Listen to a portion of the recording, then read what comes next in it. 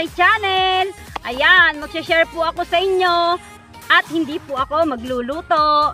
I-share ko po sa inyo yung buhay ng bilang isang magsasaka. Papakita ko po sa inyo yung kanilang mga tinanim na palay. Kung gaano po ba kahalaga ang pagtatanim ng palay bilang isang magsasaka. Ito po ang aming mga tinanim na palay. Ayan, ito po yun. Kita nyo naman po ang kanilang mga tinanim.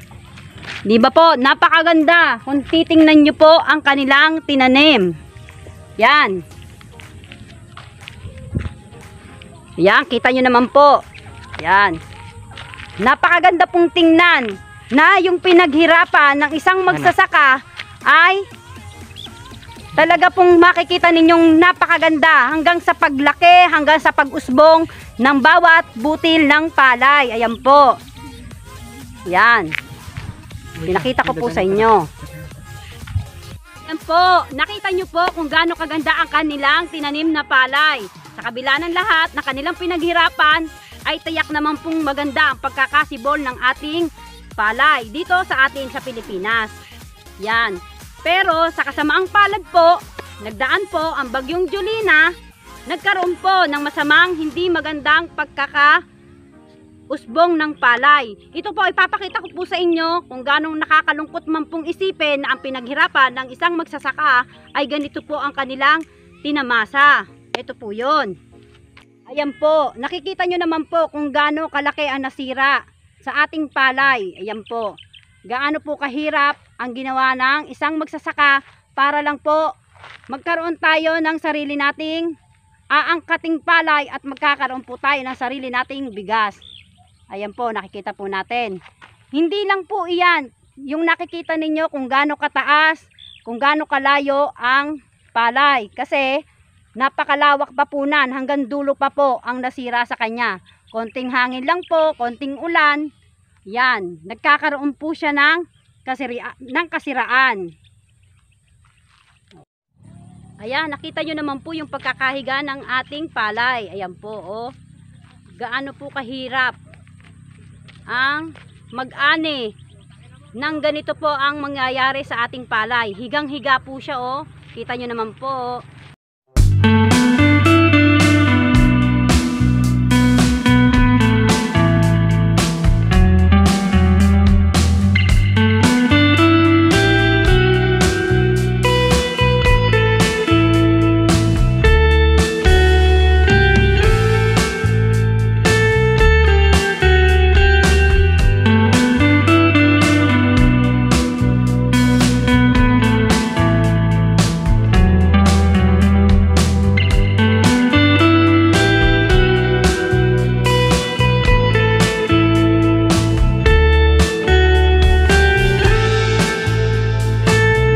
Sabihin, kung hindi po aagapan na talian natin yung palay, may posibilidad po itong mabubulok yung ilalim at mawawalan na po ng laman yung palay.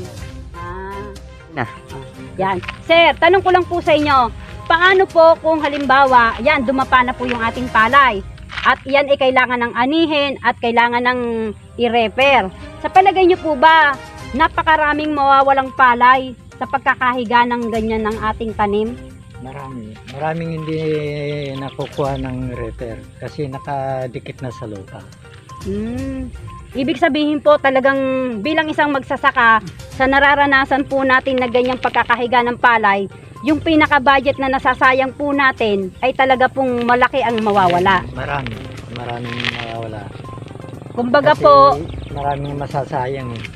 Kumbaga po, lugi na yung nagpatanim, lugi din po yung tawag dito, ano ba tawag dun sa ay nagbenta.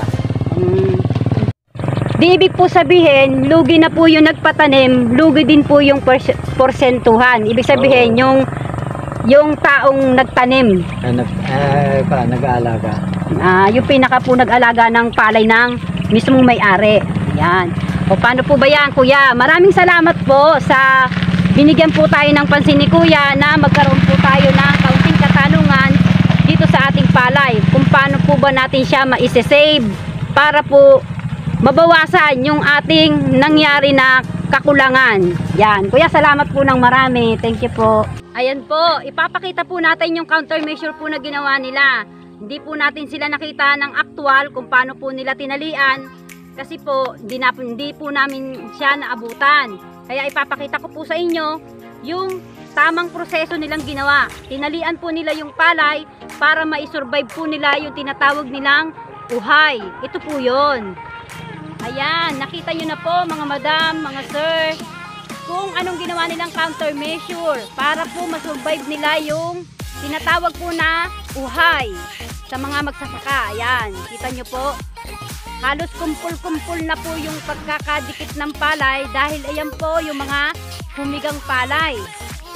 Yan po yung kanilang ginawang countermeasure. Tinalian po nila yan. Ayan po. Yung pinakita ko po sa inyo kanina, hindi pa po yung natatalian. Ayan, ito na po yung natalian pa lang po nila kasi napakalawak po ng pagkakasira ng ating palay. Ayan po. Papakita ko po sa inyo ng malapitan. Ayan po, halos natutuyo po yung bandang ilalim ng palay. Kung hindi po nila yan tinalian, may posibilidad po na yan po ay mabulok at wala po silang maani. Ayan po. Papakita po natin ng malapitan. Ayan po. Ayan, tinalian po nila ng ganyan. Para po umangat yung kanilang palay. Tingnan nyo naman po yung pagkakatali nila. Halos hirap na hirap po yung palay sa pag-angat. Ayan po. Diba, nakikita nyo po yan. Ito po yung pinakapuno ng palay. Tinalian po nila na halos mahiga-higa na. Ito na po yung pinakabunga. Ayan. Konti na lang po yung nakakasurvive na bunga. Ayan. Napakalawak po niyan. Kita nyo po ito. Ayan. Yung parte na po na yan. Ayan po ang halos hindi pa po nila natatalian. Hanggang dulo pa po yan. Yan. Papakita ko po sa inyo na ganyan po kalawak. Ito po ay parte lang po ng Nueva Ecija. Yan po. Yan. Yung iba naman po, ang ginawa nilang countermeasure sa pagkakadapa ng kanilang palay, automatic po, yung medyo kaya na pong ibilad ang kanilang mga palay, ay maaga po nilang inani. Ayan. Para maiwasan lang po ang pagkabulok ng kanilang mga palay. Ayan po. Nga tayo kasi ayun dapat po.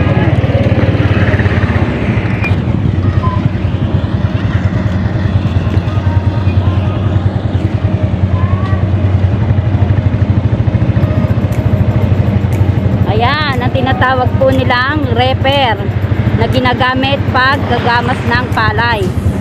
Ayan po.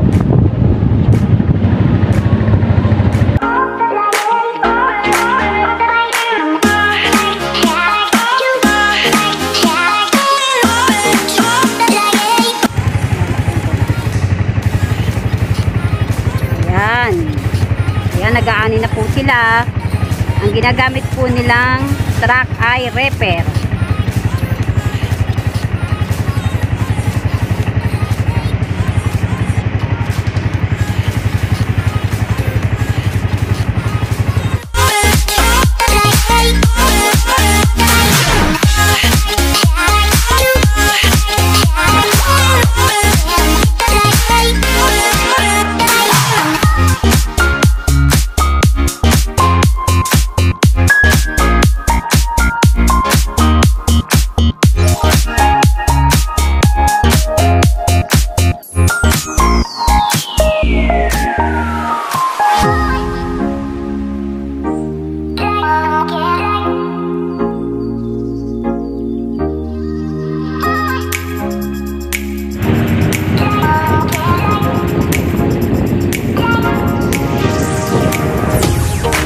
Ayan, nakikita nyo po ba yung itsura ng palay niya?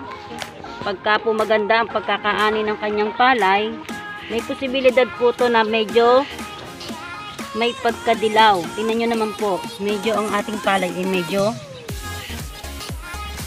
maitim. Maaring maaga po itong inani dahil po sinave lang po siya sa pagkakadapa dun sa ating nagdaang bagyo at umulan ng malakas at mahangin. Ayan po. Kita nyo po. Ayan po siya.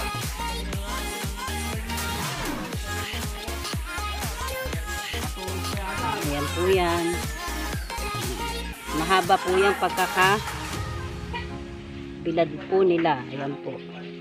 Ayan, nakita nyo na po yung aking pinakita sa inyo na countermeasure ng palay. Ano po ba natin ang dapat gawin kung makaka-encounter po ng ganitong sistema? Ito naman po ay pwede nyong i-share sa mga kapwa nyo magsasaka kung hindi naman po kayo magsasaka. Ito na po, shoutout muna po kay Gian by Gaming at shoutout din po kay Mami Leo. Shoutout din po kay Food Sounds Mix TV at kay Jenwill Pacquiao. Shoutout din po sa Last Breath Last at sa Coach M Math Made Easy. Paano po ba yan, mga madam, mga sir? Huwag niyo pong kalilimutan paki-like at paki-subscribe ng aking YouTube channel.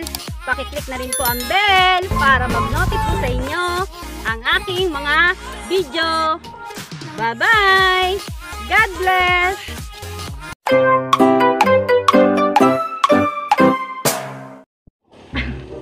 Hanggalin na lang natin, parang hindi ko feel.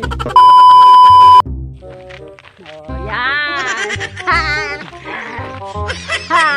Pasyal-pasyal si Madam Gelay, nakatakas ng bahay. Ano nga kayo pang ganda? Ito po ang mga nanalo sa aking vlog number 67 na new arrangement of my sari-sari store. Nanalo po si Atasia Cruz. Ayan.